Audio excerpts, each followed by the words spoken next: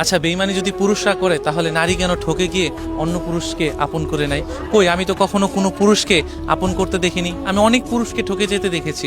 সারা জীবন ওই মানুষগুলার মায়ায় পড়ে সারা জীবন ওই মানুষগুলাকে ভালোবাসতে দেখেছি। সারা জীবন ওই মানুষগুলাকে ভালোবেসে সারা জীবন তার কথা বলতে দেখেছি। তাহলে আমি যদি তোমাকে ঠকিয়ে থাকি, তাহলে তুমি কেন অন্য পুরুষকে ভালোবেসে আপন করে নিলে বলো?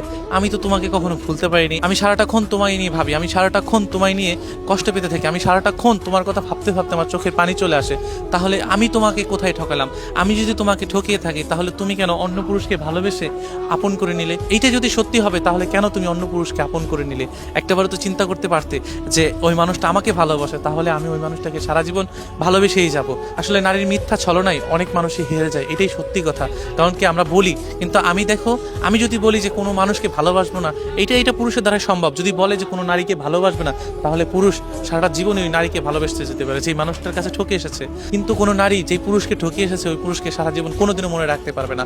হয়তো কিছু সময়ের জন্য, হয়তো বা ক্ষণিকে ক্ষণিকে কিছুটা সময় মনে করতে পারে, কিন্তু কখনোই ওই নারী ওই পুরুষকে ভালোবাসবে না। এটা আমি বলতে পারি। কারণ কি, যদি এটাই হবে, তাহলে নারী ছেড়ে যাওয়ার সময় এমন কেন অপবাদ দেয়? আর ছেড়ে যখন যায়, তখন ওই মানুষটাকে কষ্ট দিয়ে কেন চলে যায়? জানে যে ওই মানুষটাকে ছাড়া ভালো থাকতে পারবে না, ওই মানুষটা তার ভালোবাসা ছাড়া এক মুহূর্ত ভালো থাকতে পারবে না। তাহলে কেন নারী ছেড়ে চলে যায়? আর ছেড়ে যাওয়ার পরেও কেন এমন ধরনের অপবাদ দেয় যে আমি তার জন্য ঠিক ছিলাম না, হয়তো সেই মানুষটা অন্য কোনো মানুষের জন্য ঠিক ছিল?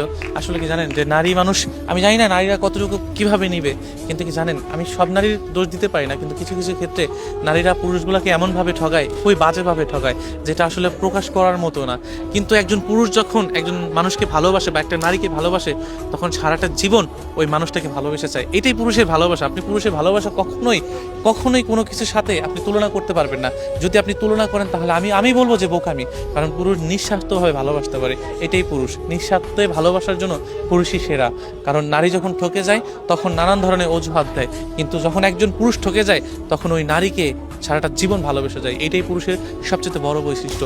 এমন অনেক পুরুষ আছে যে এখনো বয়স হয়ে 70, 75, 65, কিন্তু এখনো ওই মানুষটাকে ভালোবাসে। আমরা সোশ্যাল মিডিয়াতে এমন অনেক পুরুষ দেখি যে নিঃস্বার্থ ভালোবেসে ওই মায়াবতীর কথাটা এখনো বলে যায়। ওই মায়া, তার মায়ায় পড়ে সারাটা জীবন তার কথা ভাবতে ভাবতে সারাটা জীবন কাটিয়ে দেয়। এমন আমি অনেক মানুষ দেখেছি যে ভালোবাসার মানুষটি প্রতারণা করার কারণে সে বিয়ে পর্যন্ত করেনি। আসলে আমি কিভাবে বোঝাবো বুঝতে পারছি না। কিন্তু কখনো এটা করো না যে আমাকে ভালোবাসার পরে যখন তুমি আমাকে বলবে যে তোমাকে ছাড়া আমি অন্য কাউকে ভালোবাসতে পারবো না, যখন দেখবো তুমি নারী আবার আরেকজনকে ওই সেমভাবে ভালোবাসতেছো বা সেমভাবে তাকে কথা বলতেছো যে তোমাকে ছাড়া আমি থাকতে পারবো না, তাহলে আমাকে কেন এমন কথা দিয়েছিলে যে কথায় আজও আমি কষ্ট পাবো, আজও তোমার কথায় আমি সারাটা জীবন কান্না করে বেড়াবো?